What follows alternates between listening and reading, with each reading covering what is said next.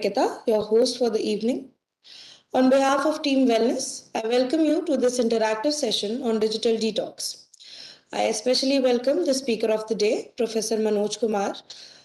I also include Professor Kiran Ambatipuri, Associate Dean of Student Wellness, our institute counselors, Bhavan Wellness wardens, and staff and faculty members who are present here. In a poll conducted by Common Sense Media, 50% of teens reported that they felt addicted to their mobile devices. A whopping 78% of the teen respondents said they check their digital devices hourly. While our smart devices offer us an easy way to and anything in the world, they can also be a distraction from the things that can't be found with the Google search. Digital detox implies breaking one addictive connection from the digital or virtual world to connect with the real world. Detoxing from digital devices is often seen as a way to focus on real life social interactions without distractions. Professor Manoj Kumar Sharma is here to help and guide us on how we can go about digital detoxing. He is a consultant clinical psychologist at the National Institute of Mental Health and Neurosciences, Bengaluru, Karnataka. He had worked as clinical psychologist at National Drug Independence Treatment Center and in the Department of Psychiatry at AIIMS, New Delhi. His research and clinical interests are internet addiction, social media use, behavioral addiction, etc. Now, I would hand over the stage to Professor Manoj Kumar Sharma to address the fantastic audience we have today. Sir, please.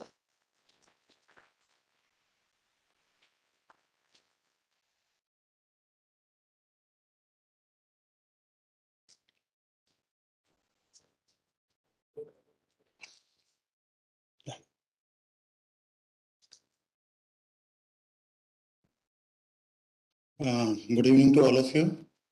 And first, I would like to thank Director IIT and Associate Dean Professor Kiran and the professional firm Wellness Center for inviting me for this interaction with all of you for this emerging issue of digital use and how to work on it.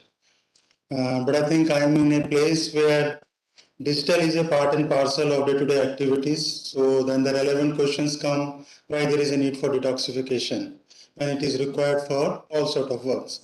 But generally the thin line exists where the use become excessive use, where your excessive, whether it is used for workplace, whether it is used for your other activities, is it somewhere causing you burnout?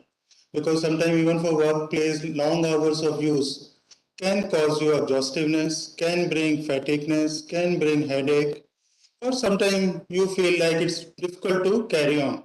But you have to persist because there is a demand from the environment to work on it. But on the other side, it also somewhere, this is like a professional reason.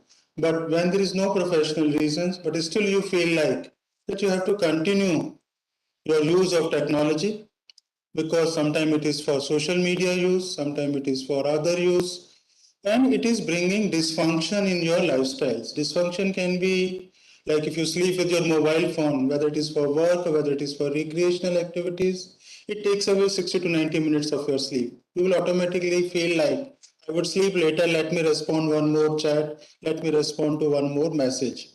Or if you are watching a Netflix or any show series and all, I would not say Netflix, but any show series, it's feel like once I have finished the one shows, the option will come, let's go to the next also, because the interest builds up. So then the need for sleep goes down and the need to watch the next shows goes on. But somewhere what we are doing, like just watching one or two shows in one go, or sometimes watching the using the screen not for non-productive purpose, though it is essential, sometimes we need it also, because sometimes even people say I work throughout the day. Nothing wrong if I spend some hours in watching show series in night, but some hours may take away your sleep. And generally we coin the term like if you go with a specific criteria, like if you watch more than 120 minutes in one go, screen for no recreational purpose, then you meet one criteria which is called binge watching. Binge watching is a common category now, and if you are watching more than 3 shows in one go, then again it's an indication of binge watching. So it means, are you working on these kind of things besides the professional reason? There the need comes to detoxify yourself. Detoxification is the word to bring a balance of healthy use of technology. It's not like detoxification from alcohol where we are talking about abstinence. Here we are talking about the balance of use and other productive activities. As I introduced, as I think in the beginning, it was told that we do check our mobile phone number of times. On an average, when we did the study on this figure, we found that almost 60 to 70 times in a day we check our mobile phone. Sometimes it is for professional reason, sometimes it is for non-professional reason also.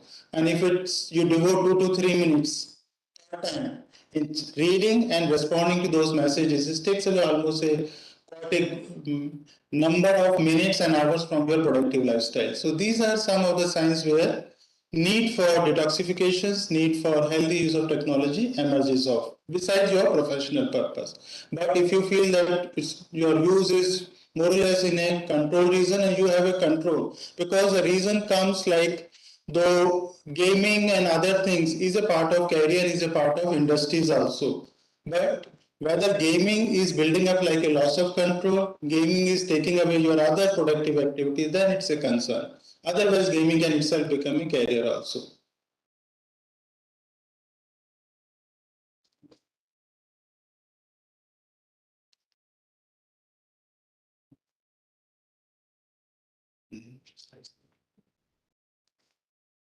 What's this?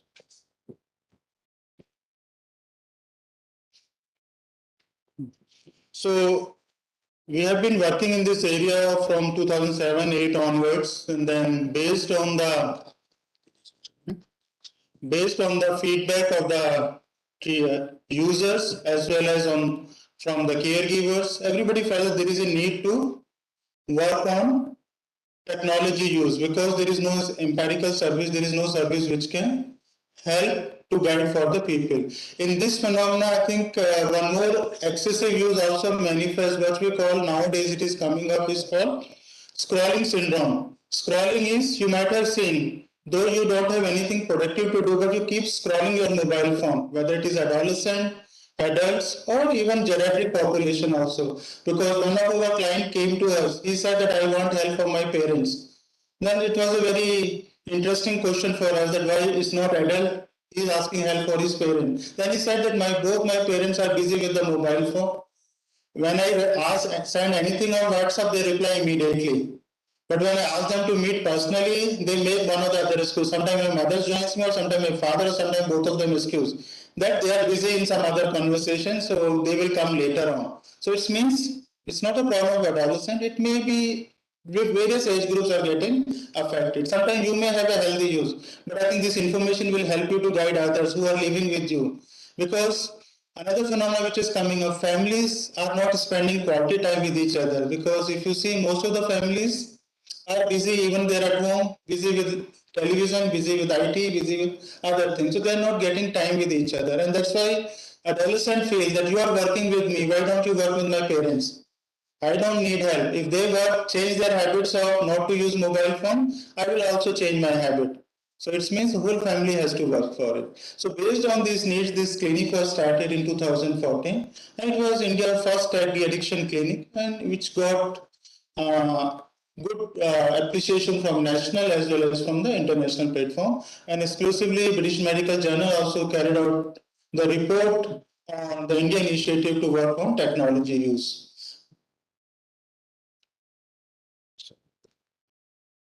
So, like this is, I think, one or two case reports. Like this is one 25-year-old boy who has a habit of, as I said, we are checking our mobile phone 50 to 16. This is a minimum. I think sometimes we may have more than that also. Adolescents have more because they always have anticipation that something would come. And I think that something would come also allow them to check their mobile phone repeatedly. And this repeated checking of mobile phone without receiving any messages. And sometimes if you check 4 or 5 times your mobile phone, if you don't receive any message, you also feel guilt that what I'm doing. Sometimes it is also create a stress that nobody likes me. I don't have my friends who can send me message. But this anticipation to check your mobile phone number of time is also given a name of syndrome. This is called phantom vibration syndrome. Phantom vibration syndrome refers to, I think you might have heard of stories on phantoms and all, but this is called pseudo vibration of mobile phone. You feel your phone is vibrating, but when you check, there is no vibration, no notification, but it is in your cognition. There's something would have come because you are carrying with you. And that also has a link with another variable which we call nomophobia. Nomophobia, I think you might have heard of this, is a very commonly used term in media. It is called no mobile fear, no mobile anxiety. That basically, if you are not carrying your mobile phone, how do you feel? Do you feel relaxed or do you feel stressed out? I'm not sure what is the response of the audience, but I think a lot of smiles are there, so I think it reflects that somewhere smile is a reflection of anxiety only because I think one person has given a very good term to me that he said, sir, I can't leave my mobile. This has become a part and parcel. Sometimes coming without a purse is okay, coming without a watch is okay, but not without mobile phone. And he said that it is like if I am coming without mobile phone, it means like my body is at workplace, but my soul is at home. So that much is the identification and attachment we have developed toward the mobile phone. And this attachment is not simple because sometimes this attachment might have come because patient or the person is not getting the same attachment from the offline world because adolescent says my parents doesn't give me so much attention. They are busy with their professional work or they are busy with other work. That's why I get more attention on social media platform, I get attention on gaming platform, I get attention on other things because reciprocation is very fast. Because if you say something face to face, sometimes you may get immediate reciprocation, sometimes you may get a reciprocation after half an hour. But on the WhatsApp and all, if you send any message, you will get lot of acknowledgement and messages and everything. You will know that so many people are coming like it, but so many people have responded. And that is also, I think, if in a general situation also, if you see, if you send a WhatsApp message to anybody else, any person, will you be mindful that even if he doesn't respond to you for next 1 hour, will it be okay for you, or do you want immediate reply? Generally, people feel that reply should come within a minute or within few seconds. And if within few seconds reply doesn't come, you will like to send one more message. Might be he or she has not attended my WhatsApp message. This time she will attend. Again, second time no message. Third time again you send with the anger thing or with some photo and all also, which shows your anger that nobody has seen your message. So more than I think we don't delay 1.5 seconds. Study says if there is a delay of more than 1.5 seconds, it creates stress and anxiety in the person who is sending the message because you feel I am not responded, I am not acknowledged. So this much, this is what we are referring to digital detox. We are not saying that it's not healthy use, but this is what we want you to pay attention to. This is another thing like we also use mobile phone internet as a activities for comfort, activities to uplift our mood state. Sometimes if you are feeling bored, earlier people used to take a walk, used to talk to others. Nowadays there is no need to talk, no need to move to any place. Everything can be done on a video call. So why to go to the other place and all. So it's become a one way of uplift your mood state. You listen to music, you watch any YouTube, you do anything. So it's become a modality of uplifting your mood state, which is a coping. And if it become a regular pattern in anybody's lifestyle, it will become recurrent. And when this recurrent activity will become maladaptive, we don't know because then this person may start using mobile phone for XYZ mood issues, which could have been managed in a different way also. But this is a common pattern in today's situation. But we have to remain conscious. Am I using too many time mobile phone to manage my mood? So if that is happening, that's a right sign that you are developing excessive use of technology.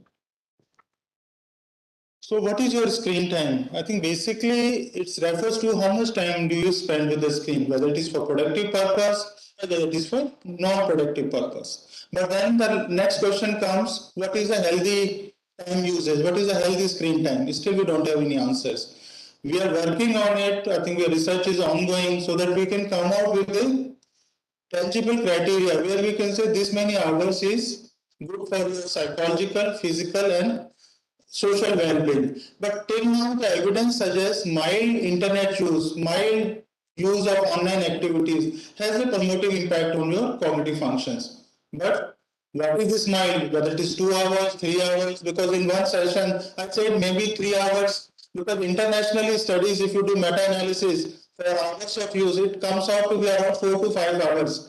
But if you use, that's a healthy sign. But we don't know whether that is a healthy, because still we don't have evidence in Indian context. But in one group, when they had this 4 to 5 is healthy sign, adolescents were in a very good mood that Dr. Sharma has said, now we can use 4 to 5 hours in a day. But that also will include your productive time. It's not like 5 hours of binge watching I'm recommending or 5 hours of gaming I'm recommending. Because when anybody who use gaming for more than 5 hours in one stretch, then we also coin them as binge gaming.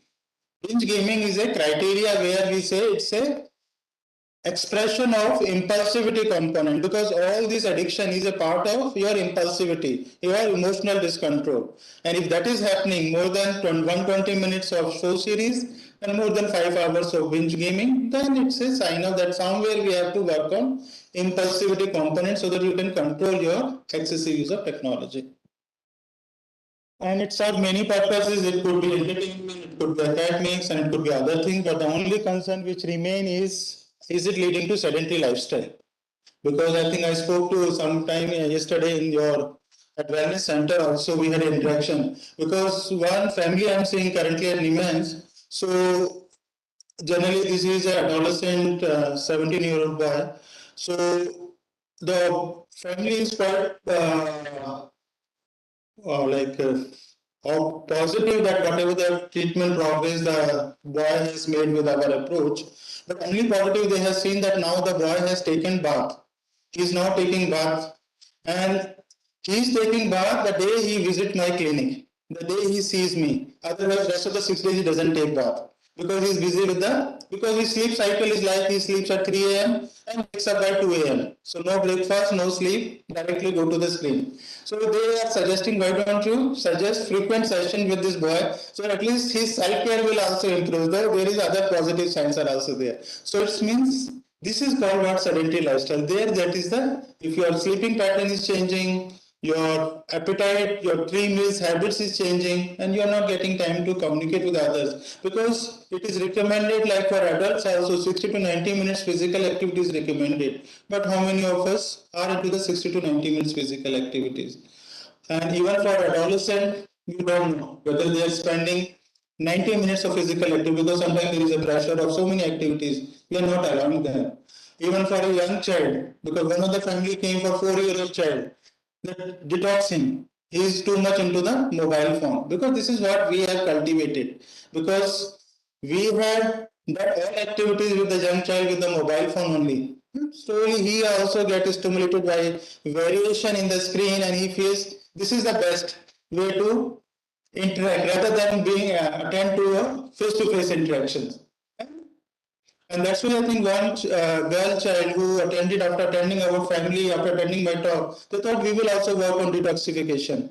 This girl, they were parents of 4-year-old young girl. So initially till my interaction, the girl had the freedom to use the mobile phone whenever she wants. But after that, they thought, let's build up your control. So they took away the mobile phone from the feeding habit, they took away the mobile from other activities. The girl became very disturbed that what is happening with my parents.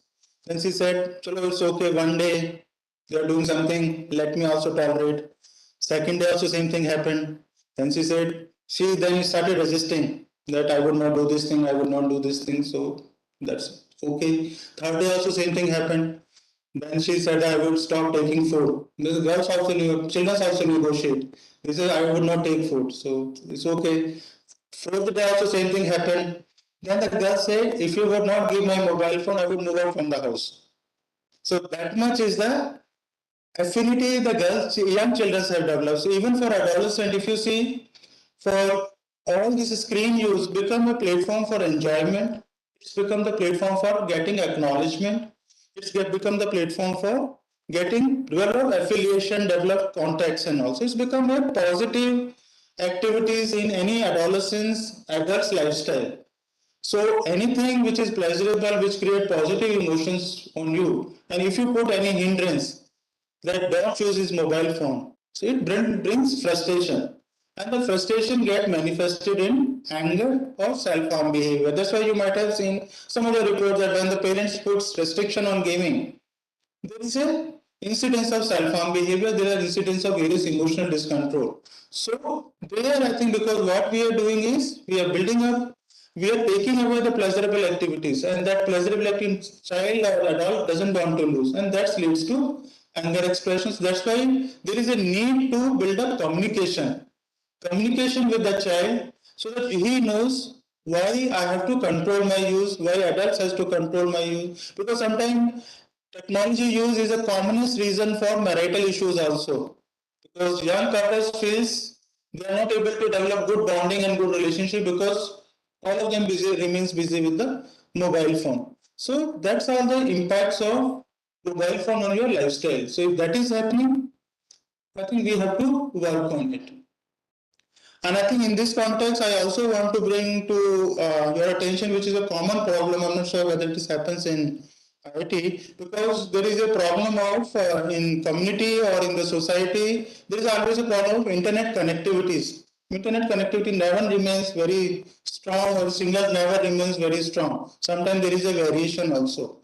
So how do people feel if there is a variation in internet connectivity? Like if you are a person who's playing, doing any focus work, if you are on entertainment, if you are on any gaming platform, if you are on social media, suddenly your internet connectivity goes down and nothing is happening, nothing is processing. You move here, you move there, wherever you move, nothing is happening. So people don't feel okay. And what happens is variation in internet connectivities creates disturbance in mood state also. This is also become now earlier mood state used to get disturbed by various reasons, maybe academics, maybe families, maybe other thing. But nowadays even internet connectivities can bring mood changes. And this is what we call digital failures. Like, how do you handle these digital failures? Some of us, because of our predisposition, are unable to handle these digital failures. And we become very disturbed and we start expressing our angers towards the society or towards ourselves also. So we have to remain conscious of that how much technology is affecting our daily lifestyle. And if you not become cautious, it will lead to other sedentary lifestyles also.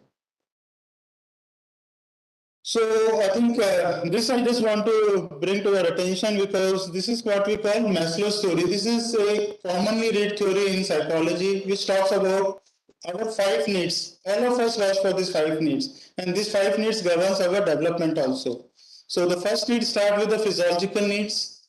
We have food, shelter, air. These are used to be the primary needs of the person. But nowadays, along with these primary needs, technology and mobile phone has also become one of the primary needs. People feel that we can be without food because this happen among adolescents and they say no matter if food is not there, but let me with the mobile phone, let me with the any platform, I can manage.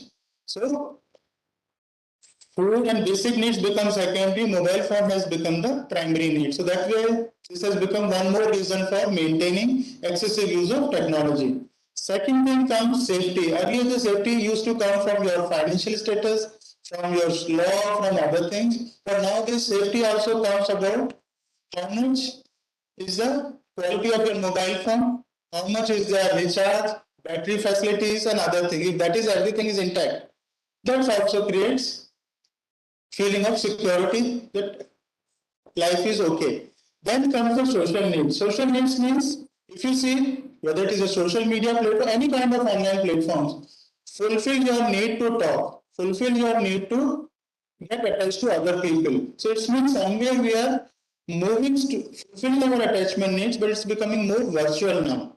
So, but it is fulfilling your basic needs of social needs, which is a primary need for all the human beings because all of us wants friends, all of us wants to be appreciated. The same thing happen like people who are introvert, people who have anxiety in social situation, who are very sensitive. They feel I don't have friends in real world. But when I'm on the online platform, I have so many friends. So what he is doing? He's just compensating his offline deficits with the online assets. Online assets allow him to become popular, allow online as platform allow him to have number of friends, which is not possible because of his personality, because of his tendency for sensitivity and social rejection. Then comes the self-esteem. Self-esteem is followerships. Self-esteem is how many likes you get. Because in this context, there is another phenomenon which comes up is status psychopathology. Status means all of us have a habit of changing our status quite frequently. Sometimes status is a reflection of your mood state also. Status is also a platform or a cues to attract attention. So people know what is your how you are doing it. And sometimes in this context, there is a phenomena comes of people do indulge in very selfie behaviors also. Though selfie is a part and parcel, again I'm doing this is a part and parcel of any smartphone, which is an asset. But some of us, because of psychological issues, because of maladaptive coping, we do engage in a lot of selfie taking behavior. The whole day either goes in taking selfies, posting on social media platforms. If the comments remain positive, again rework on your selfie and get more comments. If the comments are not positive, change yourself so that you will get a positive comment. So here the tendency comes, so is my selfie use is also psychopathology condition? Still not. The answer is still not, because still now gaming has become a clinical condition, but not the selfie use. But people have said roughly, if it is not for any tourist place or if you are not going, if you are in workplace, regular environment, and if you are taking more than 5 selfie per day, it's a concern. So if you have a habit of anybody in your surrounding has a habit of taking frequent selfie, though there is no need, then definitely there is a point to become conscious of, and I think that's why I think somewhere we thought there is a need to we build up that ability at wellness center also, so that you can get further guidance from experts at the wellness center also. So be remain conscious and spread this awareness to others, because sometimes you may have a healthy use, but the other person may not have. And then comes the self-actualization. Self-actualization comes like through your academic growth, through your other family growth and all. But nowadays, along with those growth, your growth in the online world also matters a lot. What you have achieved. So it means if you see all these basic needs which we use in psychology towards promotion of healthy well-being and healthy lifestyle, technology is also becoming part and parcel of expression of these needs. And if we would not keep a check now, it will become one of the prominent pattern to fulfill all these needs, and that is what we call addiction.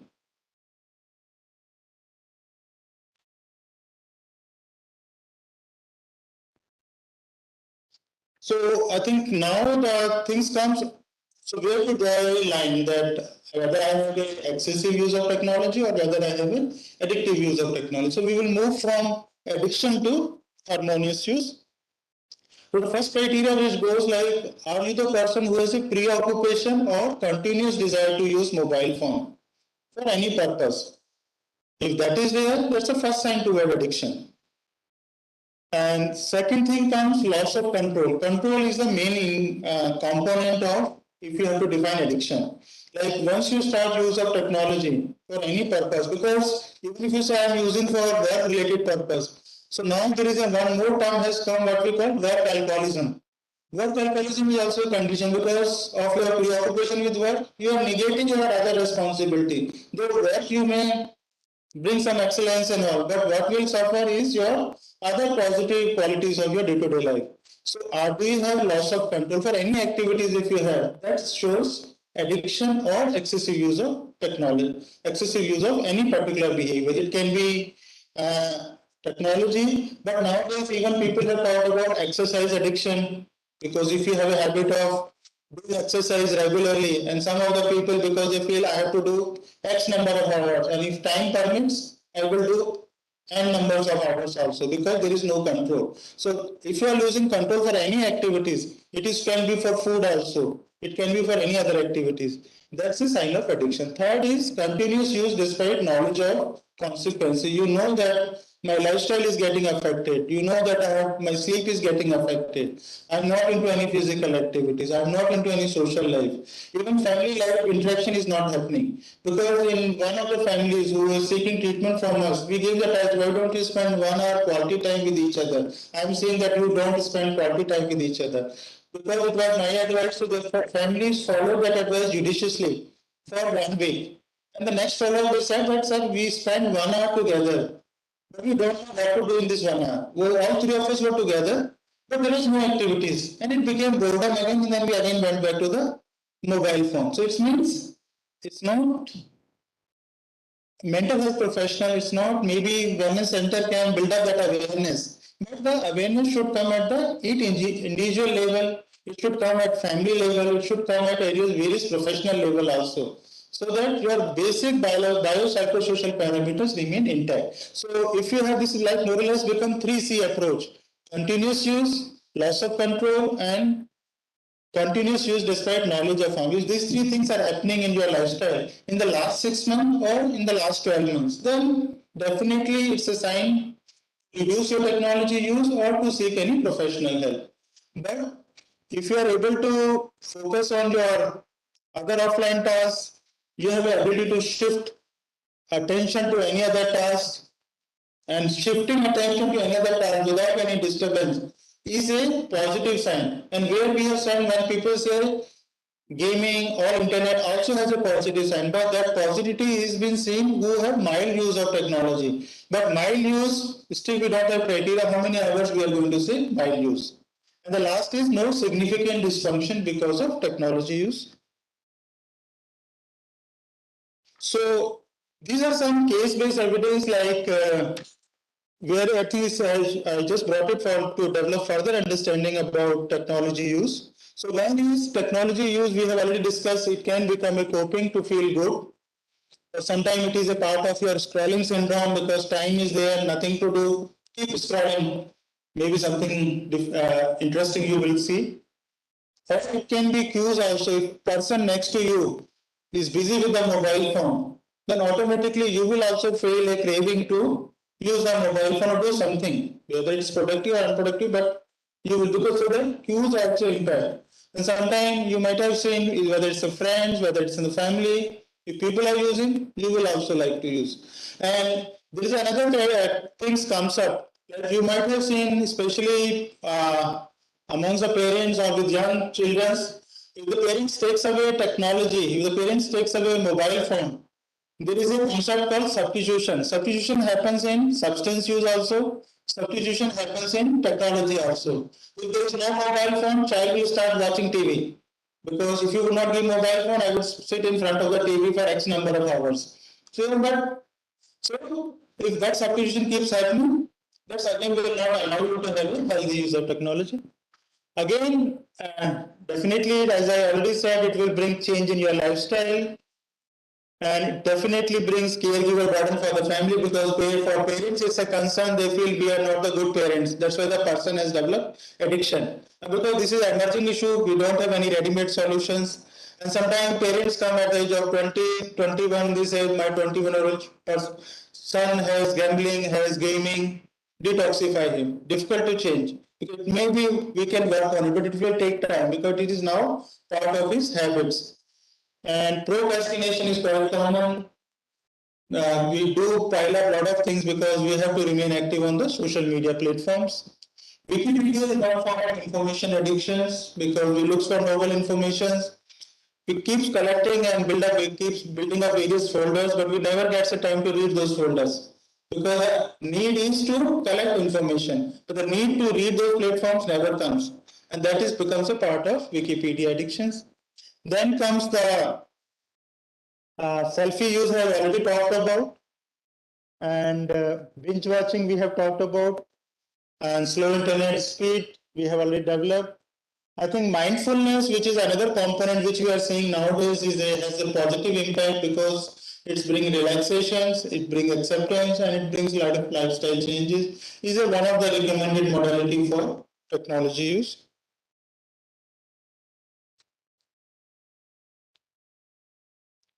So I think if you go with the reasons remain accessibility. Anything which you carry in your pocket is going to be used, because if you see in tobacco cessation, when we counsel anybody for tobacco use, the first advice always goes, don't carry cigarettes in your pocket, because if you are carrying, it's going to be used. But in the mobile phone, it's very difficult to give this advice, don't carry your mobile phone because it will be there.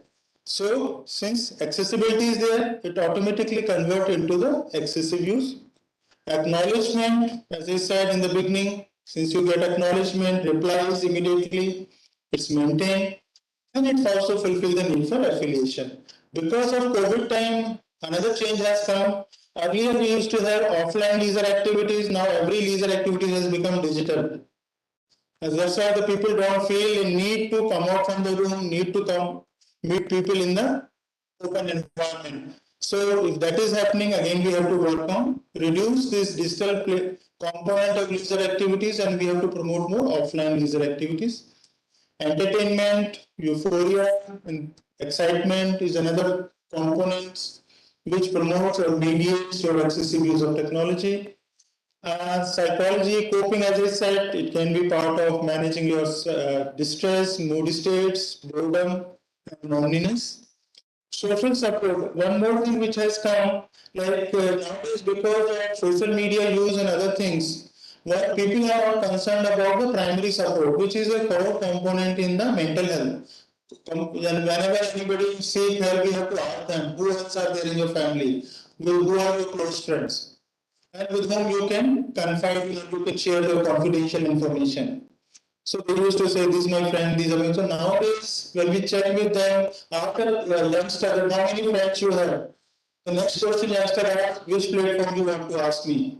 So then I have to become very specific on, tell me in both the platforms, offline and online. Then they will say, quite few in offline world, but many in online platforms. So here what is happening, then we thought of whether the online contacts become the support system for this adolescent. So when we analyzed this result, we found only first 10 contacts who were these offline friends also were the best friends among the online world also. Rest of the people were just contact, they were not bothered about this patient, this boy or this user. If he remains active, they will reply, they will attend. If he remain inactive, they will not be bothered about it. So it means all your interactions, all your acknowledgement, all your regulation needs will not become your attachment, will not become your support system in the real world. So it means, again, it emphasizes and underline the need that we have to build up our offline activities.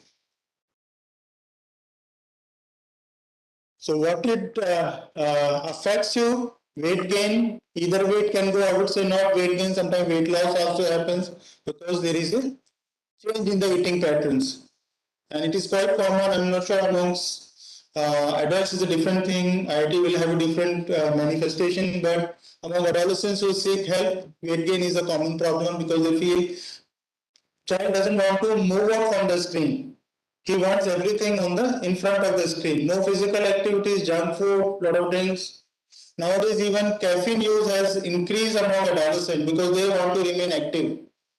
And so that's a concern because regular though caffeine initial impacts are very mild, but it's a concern because once you develop a preference for any kind of non-intoxicating stimulant, then you are at more risk for using other substances also. And then comes the disturbed sleep, quite common. Children sleeps at 2 a.m., 3 a.m., 4 a.m. Sometimes adults also, it is for professional purpose. But if regularly you are developing the sleep deficits, which will definitely affect your productivity on the next day. So, question always remain how to work on the sleep deficits, how to help them to improve their sleep so that their next day remain productive. And inadequate communication, social skill is a quite common concern. It's not for adolescents, even for adults, it's a concern. Even for older people, also, it's a concern. Because I think sometimes I have some senior teachers and all, and I think generally I get their messages by 4:30 also, because they get up by 4:30 and they feel that send a message to all the contacts. So and there is nobody at 4:30 to talk to them or to entertain them. So that's become the another reason.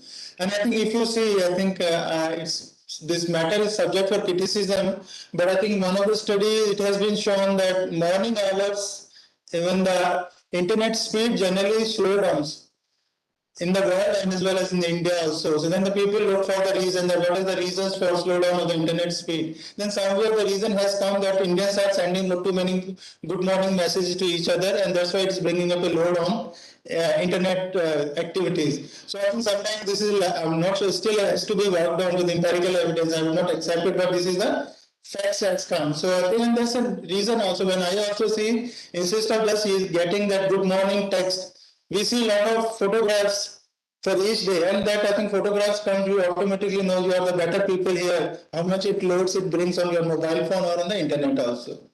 And then comes the exposure to potential harmful information, because nowadays this is a concern, especially for adolescents also. They are getting exposed to adult content very early in their age. 13, 14-year-old children are getting exposed to adult content.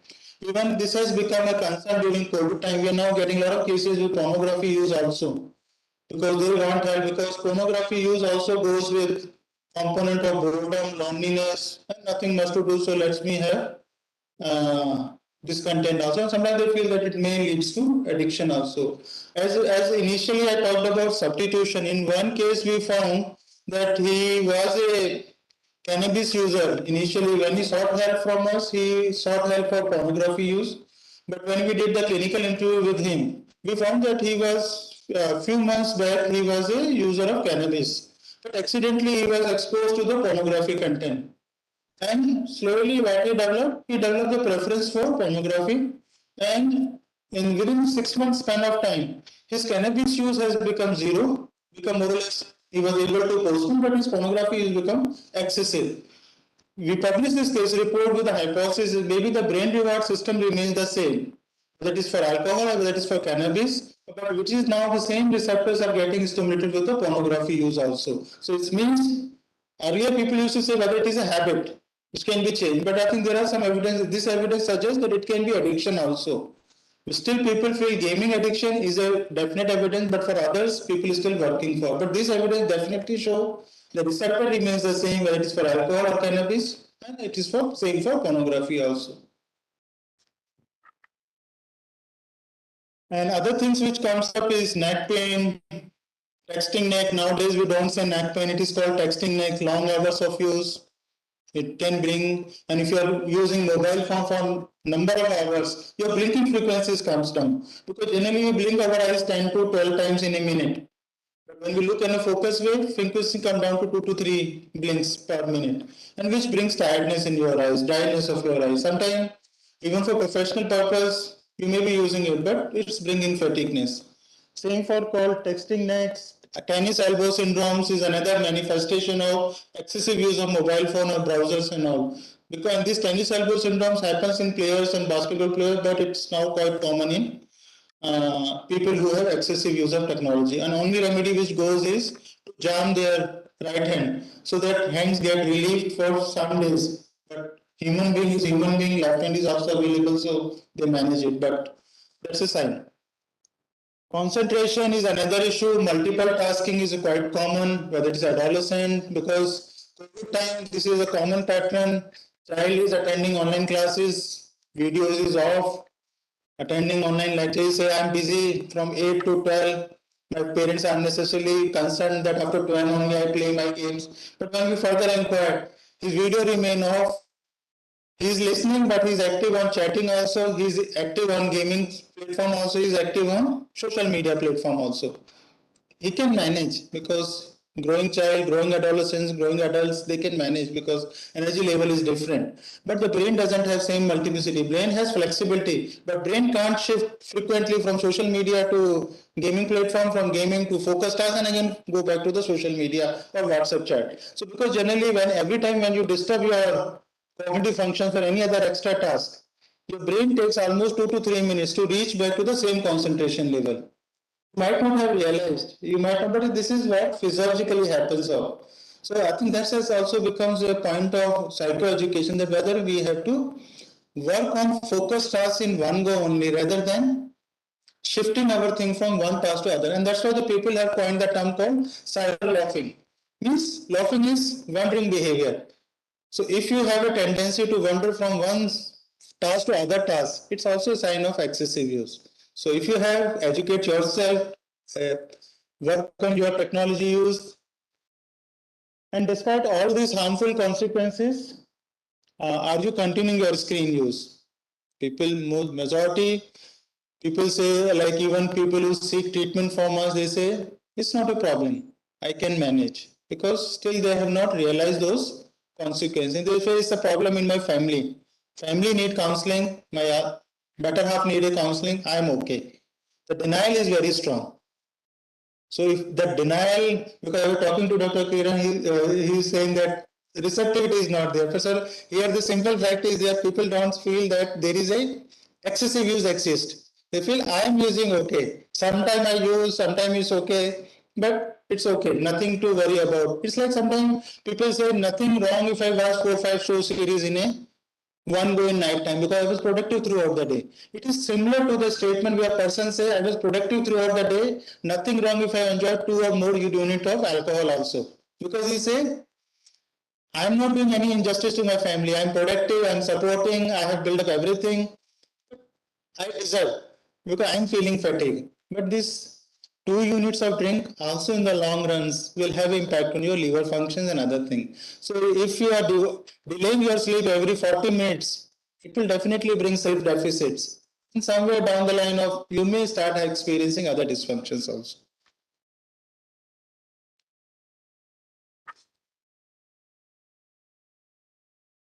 And all these dysfunctions also contribute to this is called low self-worthiness, that I'm not good, I'm not doing okay. And if that sort of statement comes, again, online friends say, we are appraising you, we are praising you, you are good. And then the child person has a conflict that real world doesn't appreciate me. Let me immerse myself in the online world only. And then there is a, till now we talks about one disorder called dissociation. Dissociation comes in psychology when you are undergoing a lot of significant stress.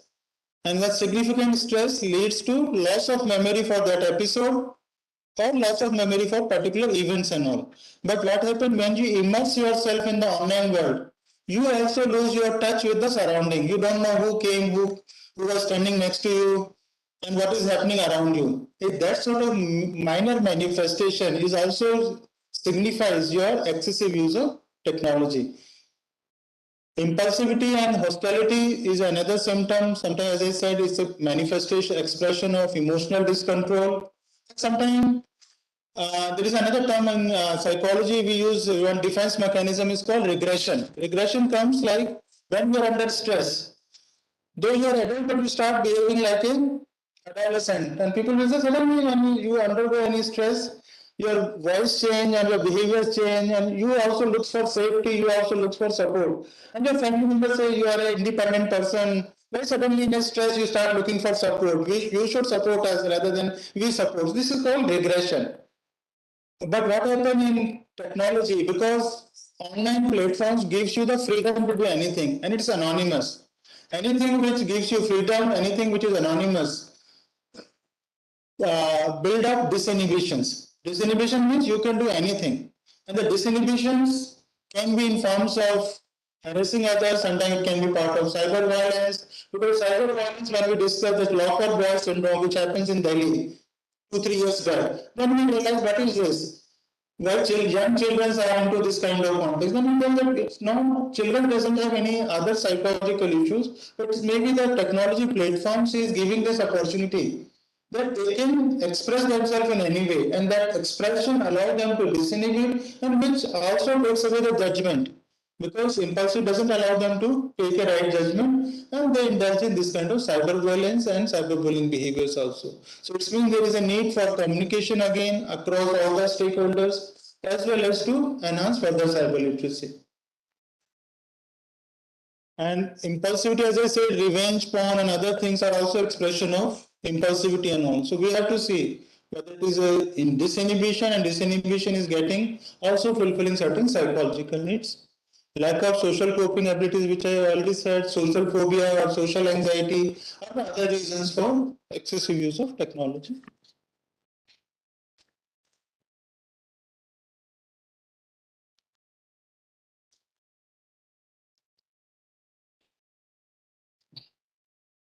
I think some of the terms I've already introduced, but I think one term I think you will appreciate, which goes with excessive use of syndrome, is zero inbox syndrome.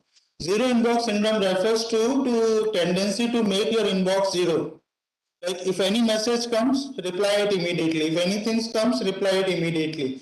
And this tendency to make your box in zero allows you to check your mobile phone or allows you to remain busy with your technology for X number of hours. And sometimes we just keeps doing it without realizing that how much time we have spent on it. So in case you have nomophobia is no mobile anxiety, which I already discussed. Phantom vibration is pseudo vibration of your mobile phone is also goes with your excessive use. Zero inbox syndrome, repeated checking also goes with your excessive use and which can manifest as a compulsive behavior also. Self-it we have already discussed.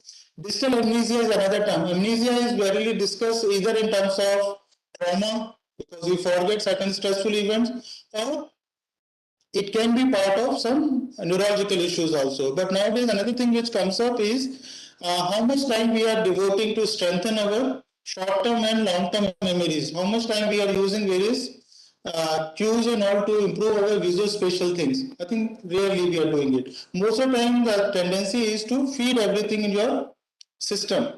Whatever you get, feed it and use it with the reminder. So again, you don't have to use which days I have to use. You put a reminder and the reminder message will come that today is the day for doing these things. Same happened for various locations and other things. In the 10 years back, if you go to any new place, answer used to be next question used to be which is the landmark. Nowadays, if you have to go to any place, the next question always comes and the location. So I think the difference has come and how much we are using our visual spatial abilities. Though technology has advantage, but how much we are using it, still the impact has to be seen in the long run. Cyber loafing we have already discussed. And the day when you lose your mobile phone, how do you feel about it? Because all your contacts, all your reminders are in the system only, in your mobile phone only. So whether you are comfortable that I lost everything, now I can peaceful, I can live a mindful lifestyle, or whether you feel anxious of. I think the latter part generally happens in most of the people. So that is what we call amnesia. Your fear, once you are not in touch with your contacts, you don't have any memory of anything because nowadays even family members' mobile number difficult to recall because everything if you say brother, you just type the name, the brother mobile number will come. You know, if you have to ask what is his number, difficult to recall because we are not using that system of sensory to short term to long term. That system has gone. Now it is everything sensory to the mobile phone. Long term, short term memories got cut short. Long term memory, nobody use it. So we don't know how much is the impact will come in the long run. Binge watching already discussed. More than 120 minutes of screen use in a stretch, or more than 5 hours of gaming at a stretch. But is it like only technology use? But there are other predispositions also, which puts you at risk. And broadly, we have seen like attention deficit disorder. Children with these conditions find technology very stimulating, though they have issues in attending and focusing on offline tasks. But when they are on any online activities, because of variation, because of speed, they can continue for long hours. So, but sometimes this can become an addiction. So, attention deficit disorder is a common comorbid condition we see along with the technology use. Anxiety disorder, I already discussed, it can be social anxiety, it can be generalized anxiety, and become a part of coping to feel better. And eating disorder, depression, borderline personality disorder also goes the impulsivity component only. So that's also promotes excessive use of technology. Conduct disorder is another thing, as I said, since there is a quality of disinhibitions, people who have conduct issues or any antisocial tendency, they use social media or online activity as a platform to express themselves or to trap others. And other addiction, it can be with substance use, it can be with alcohol, it can be gambling because gambling and gaming goes together. Sometimes gambling and pornography goes together. So this kind of comorbid condition can also exist. Grief and mobile addiction. Nowadays, this is another manifestation we are seeing. If any loss happens, earlier there used to be rituals and all. These rituals are there. But nowadays, people are also, uh, because in one particular case, we found like child lost his father, but child was already has a tendency to use gaming. The day he lost his father and the cremations, all rituals got over. Once he returned back to the house, he started using gaming activity, which the family member found very disturbing because he just lost the father. How can he engage himself in gaming? But he was not listening to anybody. So somewhere we felt maybe technology use is becoming a platform where the normal rituals to resolve grief is also getting affected. And one more, I think this is a recent case where elderly, she was in 60s who lost her husband, and subsequent to loss her husband, she started listening to the YouTube satsang and all everything, and the preference for satsang became so intense that she started spending 10 hours in satsang only, and she started following those advice like early morning awakening, less food, and rest of the time just listen to satsang only. So the family became very disturbed. She is not at all talking, she is not doing any household work, she is not doing anything, but she is almost all the time in satsang. So whether this kind of things which is not quite common when anybody has lost, but technology is now becoming a prominent pattern in those management also. So this is another expression which we have to see and build up further awareness. So now what comes like, so till now, I think psychology, we used to talk about sleep hygiene. Sleep hygiene means this is a common condition in mental health that people report that my sleep got disturbed.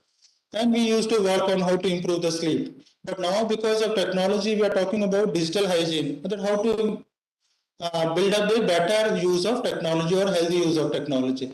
So to develop the better use of technology, first thing is you know how to assess your technology use. So there are three patterns. One is recreational use, second is problematic use, third is addictive use. The first was recreational use where technology use makes you feel good. Technology use improve your social connectivities. If that is there and you feel there is no dysfunctions, it's a healthy science. You can continue to use it. Then comes the problematic use where it is becoming habitual. It's repeatedly you are using it, and your increased spend time is spent on technology. It has become a preferred modality. If that much is happening but no significant consequences, then it is a problematic use. But once you start having preoccupation, loss of control, and continuous use despite knowledge of harm, then it's become the addictive use of technology. There it's a, so it means problematic use onwards, we have to build up awareness. If it is addictive use, definitely we need consultation. So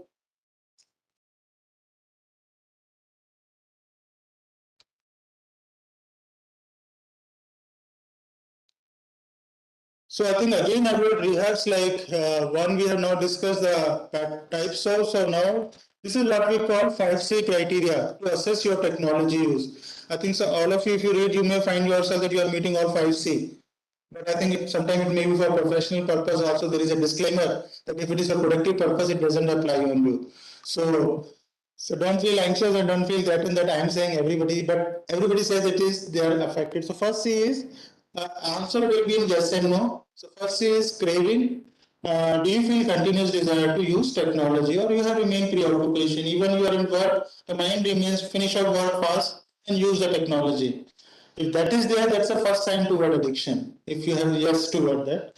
Second is control, as we already discussed. Once you start, you don't have control, and your work get procrastinated, but you continue your use of technology. That's the second yes toward addiction.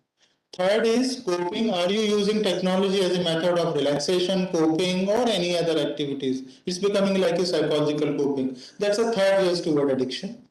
Fourth is if you have phantom vibration, nomophobia, zero inbox syndrome, or if you have scrolling syndrome, scrolling all of us suffer. Scrolling like not me, everybody has scrolling syndrome. If all these things are happening, then it's a compulsion. All of us has. So that's become fourth yes toward addiction. Fifth is consequences. Sometimes we have sleep disturbance, sometimes we have lack of physical activities and other things. If all the five C or at least four if you are there, in your lifestyle, then definitely there is a need to build up consciousness at the individual level, to work on your technology use, or to address this issue in your family members, or in case if you want further guidance, to approach wellness center, or you can always approach us also. And other things which comes up, these are some basic steps. We are not working on individual work, but these are some basic steps which help you. And One basically comes even if you are using for professional purpose, though it may not be addiction. You may negate that this is our reasons we have to remain, so we can't, doesn't meet that 5C criteria. Yes, I think I also agree that you don't meet criteria of 5C, but what you generally meet, all of us meet, is called digital burnout. Digital burnout basically means long hours of use without any breaks bring fatigueness, bring exhaustiveness, brings lack of initiativeness, and which also affects your productivity. To work on digital burnout, what we have to work on, to take frequent breaks. Recommended advice, if it is feasible, after 30 to 40 minutes of screen use, if you can just save 1 or 2 minutes for yourself, and that 1 or 2 minutes should be used to blink your eyes slowly for 10 times, move your head forward, backward 5 times each, right, left 5 times each, and move your wrist clockwise and anti-clockwise 5 times each. These 3 minutes, 1 or 2 minutes activities every 40 minutes interval will take away the impact, effects of excessive use of screen even for professional purpose. So, but if you have addiction, definitely we will recommend. And then comes 60 minutes of physical activities for 6 to 7 years age, but I would say it's applicable for adults and geriatric population also.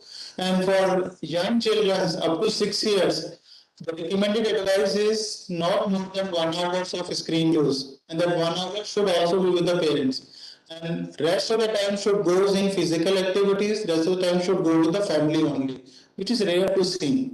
I think nowadays children doesn't finish his first breath in this world, but his photos comes on the social media platform. We ourselves are the agent to expose our children for this kind of excessive use of technology. So WHO, American Association of Psychiatry, even Indian Association of Pediatricians, all of us we have worked with, we found that less than 6 years used to be controlled, more physical activity has to happen, because that is the time to build up bonding.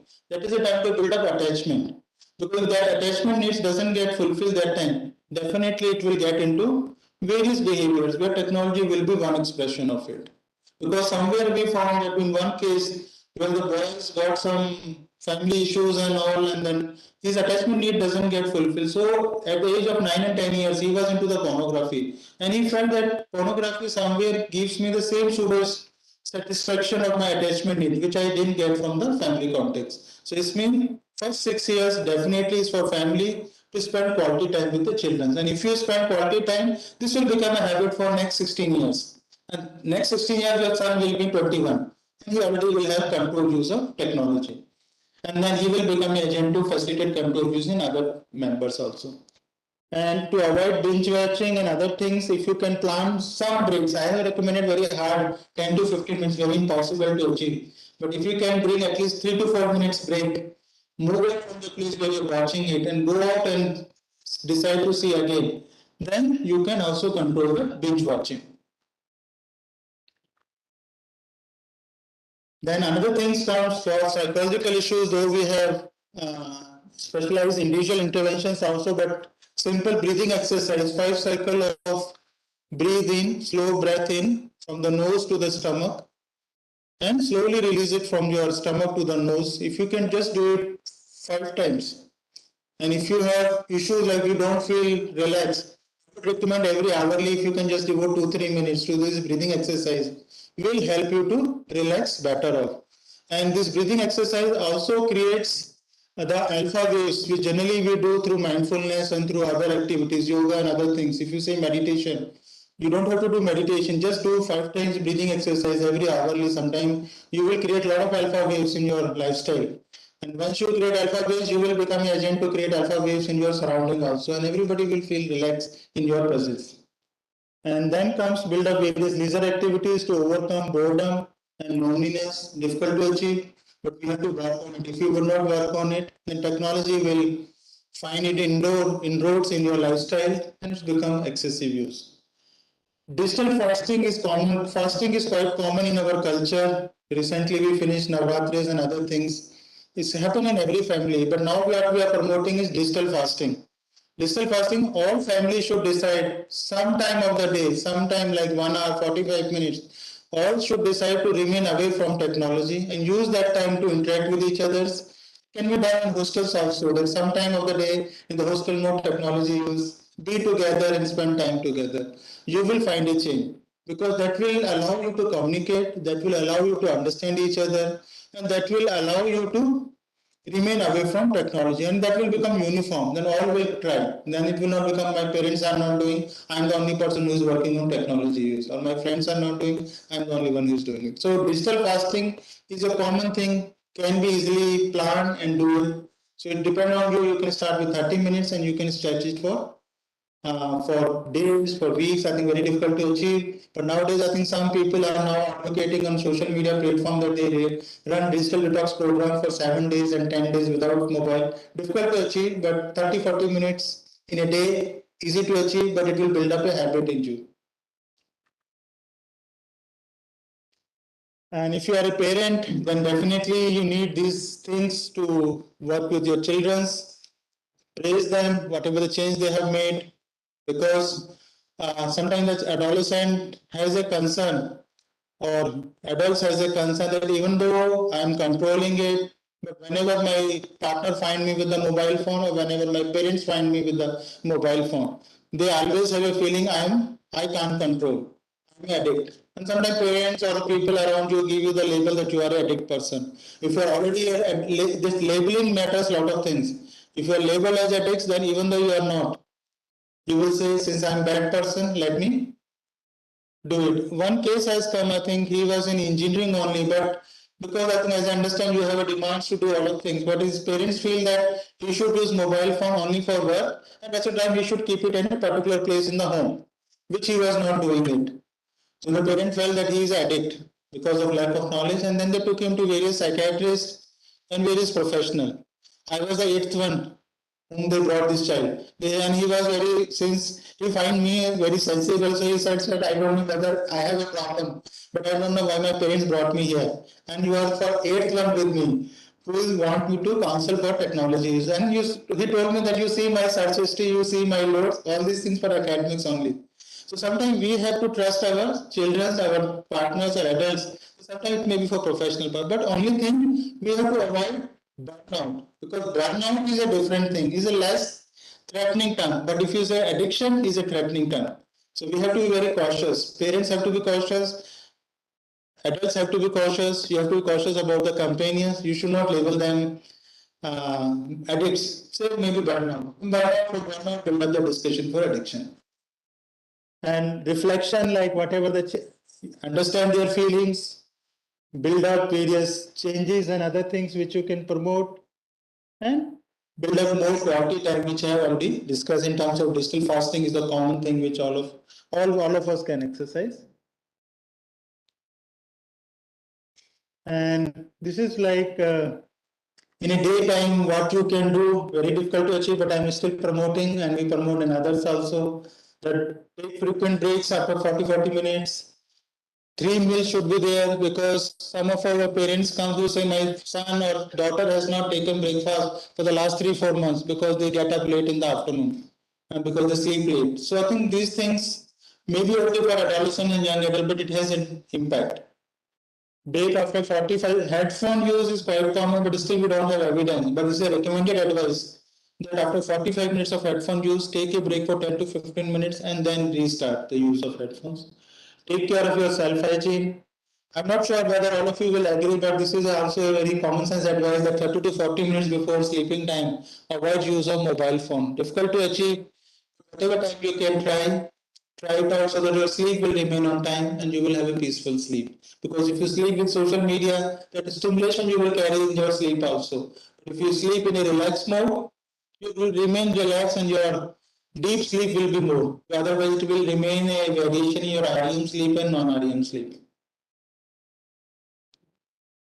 And this is our app which we have developed, because all people doesn't come to us, all people don't recognize. So this is one digital detox app which is we have developed. People can download, people can assess themselves, and there are certain self-help strategies which they can use for their promotion of healthy use. And this is one more link we have given for our information material which we have developed. And so if you want any information about various type of technology use, you can download these information materials. And these are some standard recommended advice from American for young parents and for young children. And if you have young people in your families, this much should be the use. But whether we can achieve it or not, but if consciousness is there, definitely somewhere it will make a difference also. But none of the advice says that more than 1 hours of use beyond up to 6 years is recommended. And after 6 years also, it should not become a free flow. There should be some sort of contracting.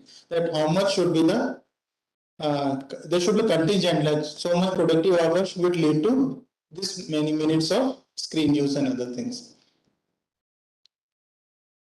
And I think this is what's for parents, like communications, care, psycho-educate, and consult in case things are not working for you. What we have found, like mild use definitely promote cognitive functions. Mild use definitely has a positive impact, but still a lot of finding has to come. That what sort of technology can promote this kind of positivity in your lifestyle. But internet fasting still remain a recommended and established activities. You can always try it out. And still we are learning a lot because now metaverse has come. How does the metaverse is influencing expression and psychopathology needs to be seen in the long run. But I think since all of you are into this field, so your contributions and your interaction with wellness centers will brings a lot of inputs and will bring a lot of ideas to build up further insight into this area. So I think I would end with this 3R approach: recognize signs of digital addictions, repeat digital fasting, repeat digital hygiene, minimize digital leisure activities, and have more alternative pleasurable activities or lifestyles. And nothing works. This is our address at NIMANS, and this is NIMANS is National Institute of Mental Health and Neurosciences. It is a first and foremost and the most referral center for mental health issues in India as well as in Southeast Asia. And even for the same for technology de-addiction clinic, which we call SHUT clinic. SHUT clinic stands for Service for Healthy Use of Technology. So we are also the referral and the contact center for India as well as for Southeast Asia. And this is our mail in case if you want to interact with us, but our experts at Wellness Center will also interact with you and they will also give you further information how you can consult them for understand about your technology use and to promote further healthy use of technology. And these are our some information material which is link which I shared with you in the previous slide is available there also. And these are our some posters and all which we built up.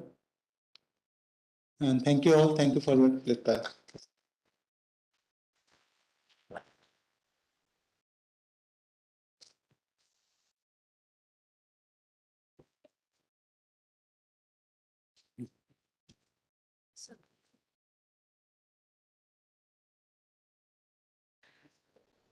Thank you so much, sir, for your enlightening words.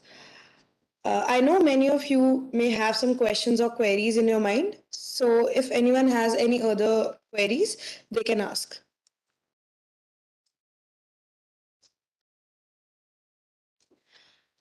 Thank you, sir, for sharing your knowledge with us. And thank you to our lovely audience for such an extraordinarily interactive session.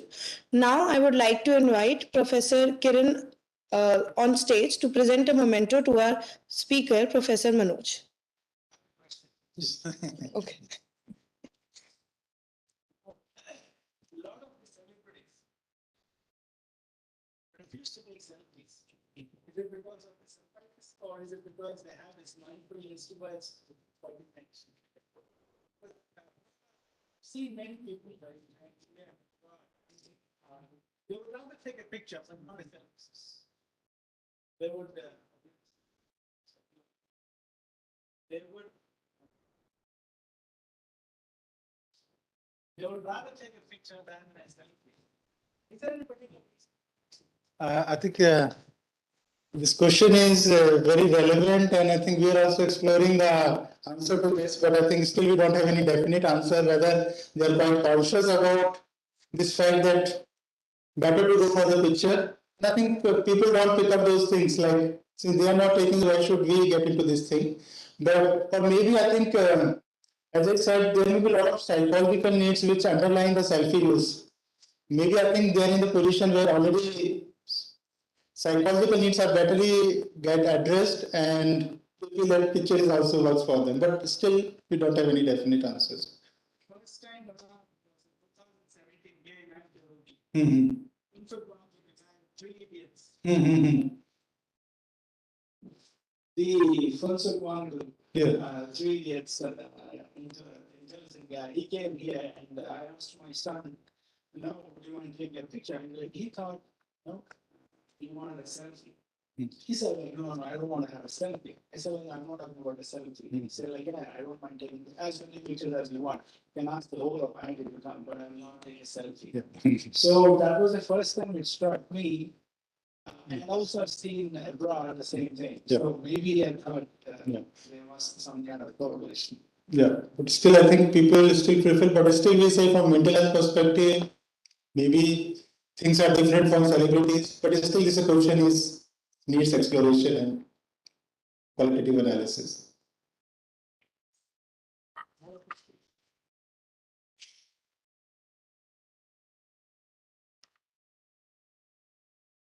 Hello.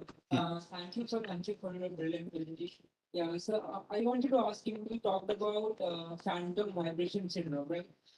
So when we talk about it, when we don't check our phones, there are push notifications like from Swiggy, from from WhatsApp, from other companies. So are these companies, are these multimedia apps, aren't also polluting with technology to make us more addictive?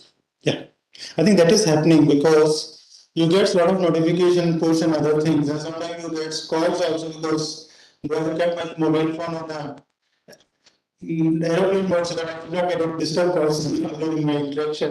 But that keeps continuing, and that's also allows us to repeatedly either check for messages or to check for calls also.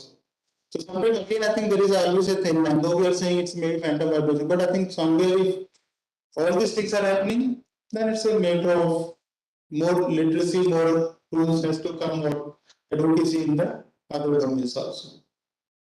Yes, sir, thank you.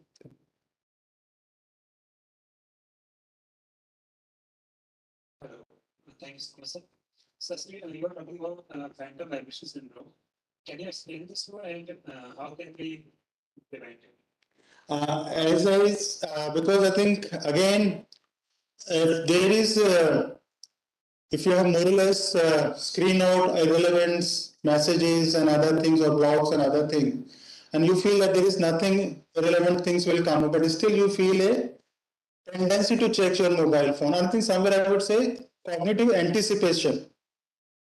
Push the notification is there, but if there is a cognitive anticipation that something would have come, and that something would have come allow you to check your mobile phone, irrespective of any messages and all. That is where we are concerned about. So it's more in the cognition level and expectancy level, rather than in the technology level. If that is there, then it's a sign of concern. What is the prevention? Huh? Prevention.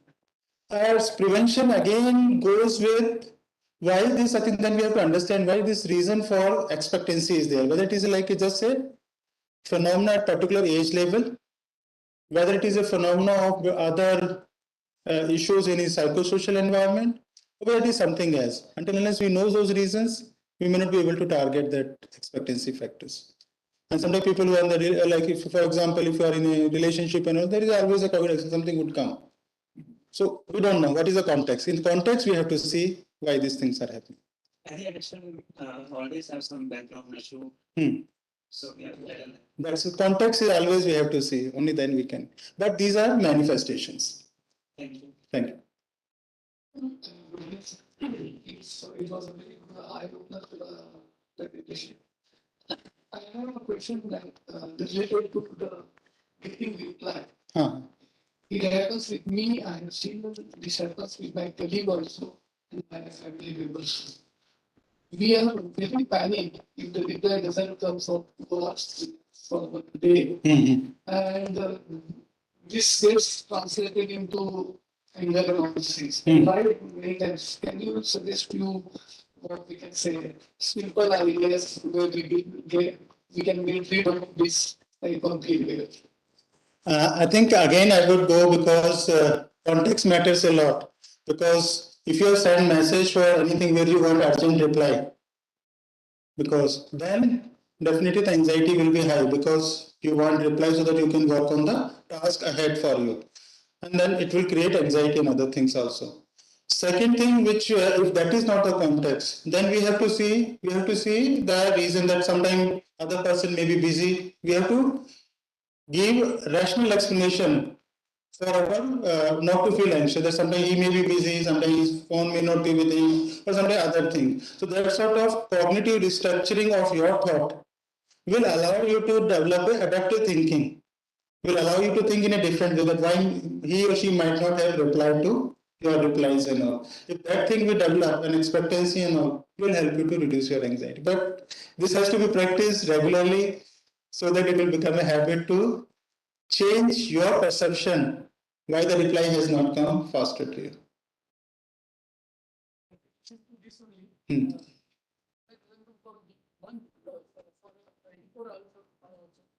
What we do is we disconnect the people. Mhm. Bad thing. Mhm. That is-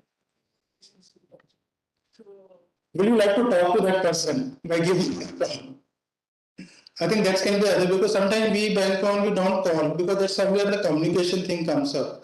We don't call, we don't interact. Maybe sometimes people don't want to respond because some people we have seen they don't respond on phone, they don't respond on WhatsApp, they don't respond on text message, but they pick up the call and all. So I think maybe talk to them. If you don't get a reply for another 1 hour, 2 hours, talk to them. He may let you know that why he is not talking, or he may talk to you. So build up that communication, and if it is happening quite frequently with you, then it's a sign either he is too busy with the work or he is not interested in particular things. Either way it can go.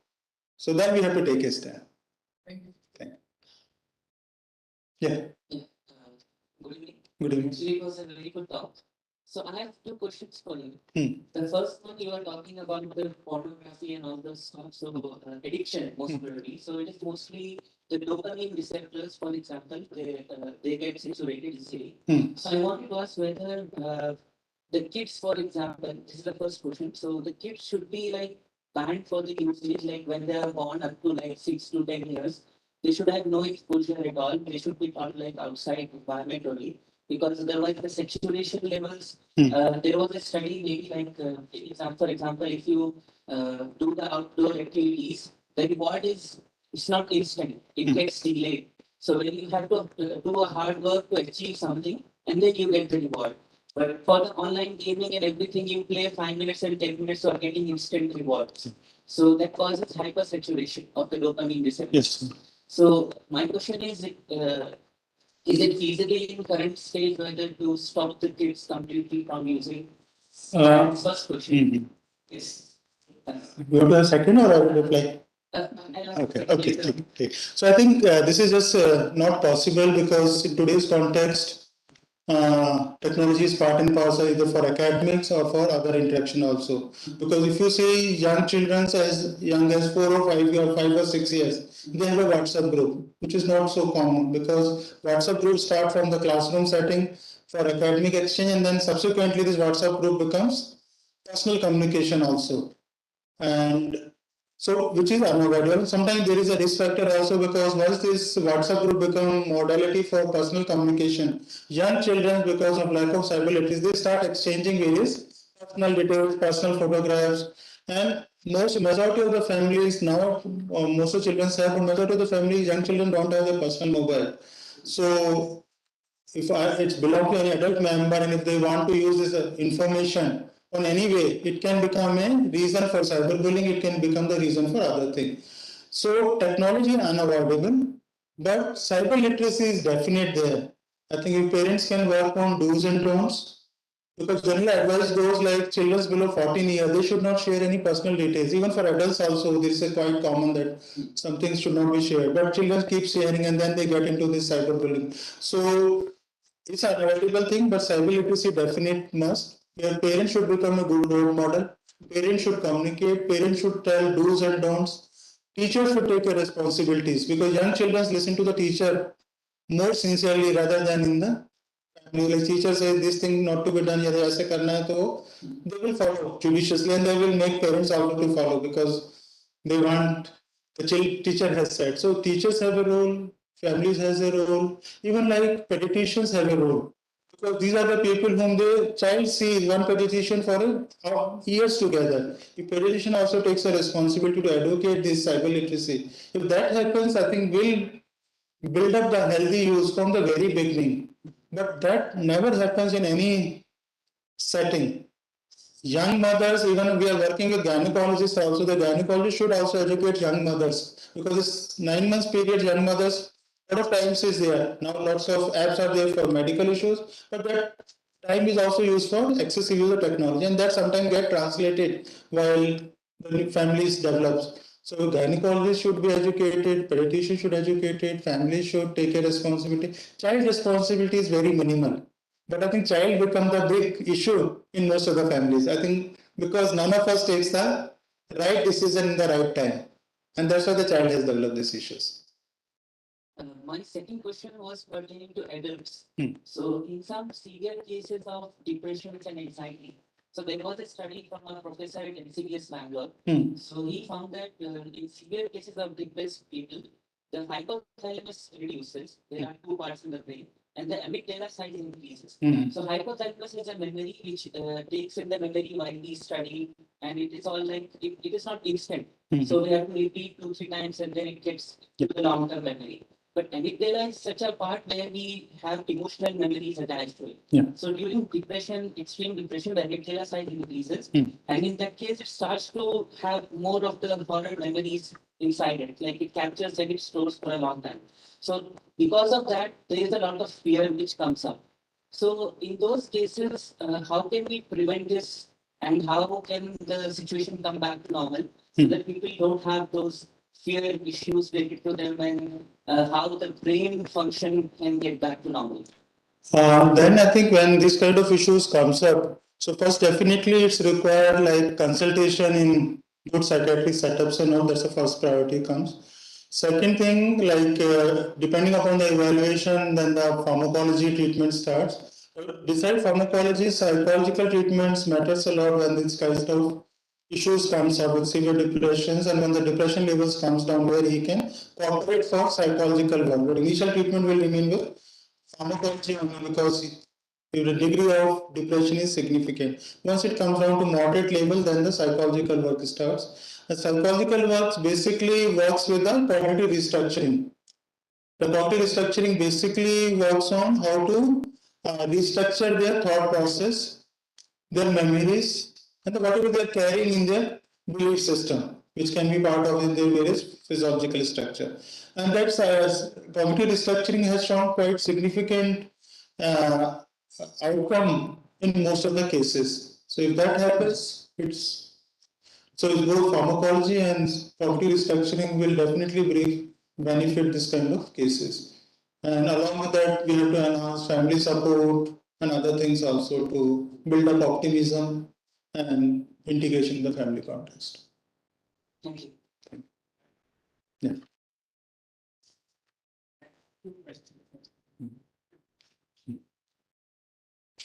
One is a straight question, like, would you reckon COVID played a big role in dependence of humans or the interaction of humans with technology more because of the free time people had the last few years? That's one. And probably for these intelligent kids of IIT, in the world of instant gratification, you mentioned a little while earlier, both parents and teachers, a dose of humility would play a great role in avoiding or accepting instant gratification. I think in relation to your first question, because I think I would say COVID has become one of the variable, but it's not the variable which we can say blame that it has led to increased use of technology. But because of COVID, accessibility has improved. Accessibility to adults, accessibility amongst young children.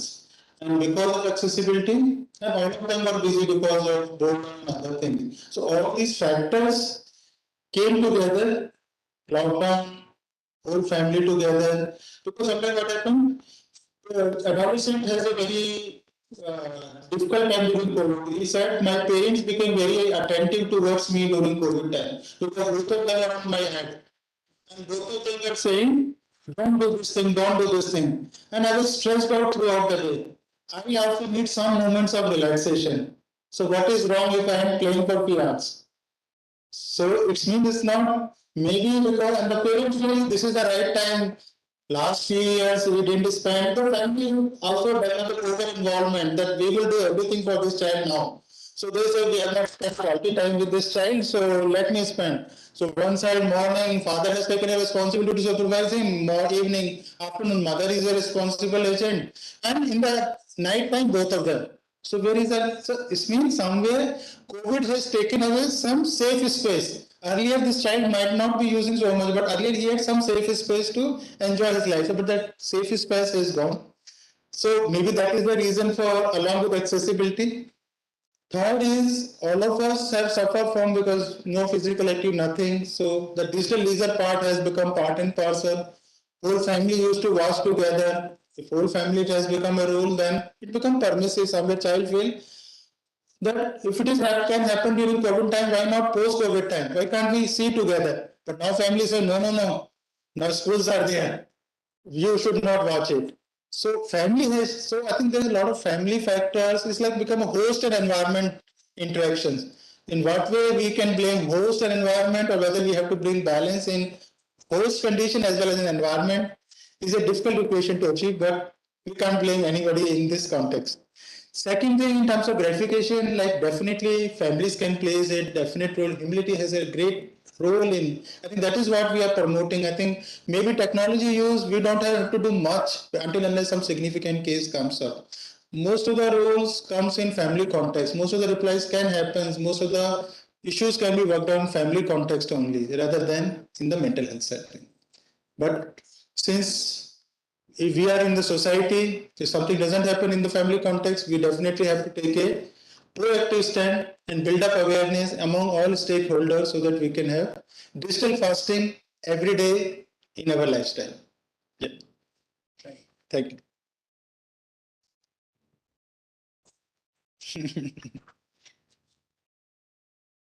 Thank you. Thank you so much, sir, for answering all the queries. Now I'd like to invite Professor Kiran on the stage to present a memento to our speaker, Professor Manoj, as a gesture of gratitude for his presence.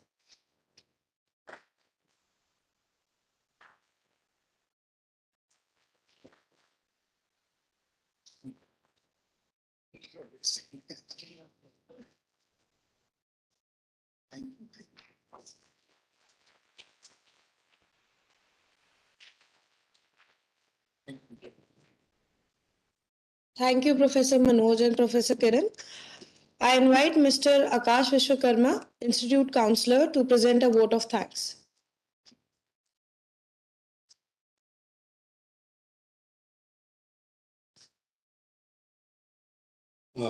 Thank you very much, sir. इतनी छोटी सी notice पे आप हमारे यहाँ programme को attend करने के लिए आपने एक्सेप्ट किया. Thank you very much for that and thank you for presenting your valuable knowledge to us. And here I would like to thanks to our beloved Dean, Professor Barua and Professor Kiran, to support the program from Wellness Center. And I would like to present my sincere thanks to the counselor and the team member of Wellness Center who has supported us throughout the journey. And I would like to thanks to our beloved student volunteers who has helped us during the program, how to facilitate these things and how to run for everything. And again, I would like to thanks to the audience and the respected faculties who also came to attend the program. And with this, I would like to thanks everyone here, our ICC members and Mr. Our social media handler person, and everyone whoever is here. Thank you very much for being here. Thank you.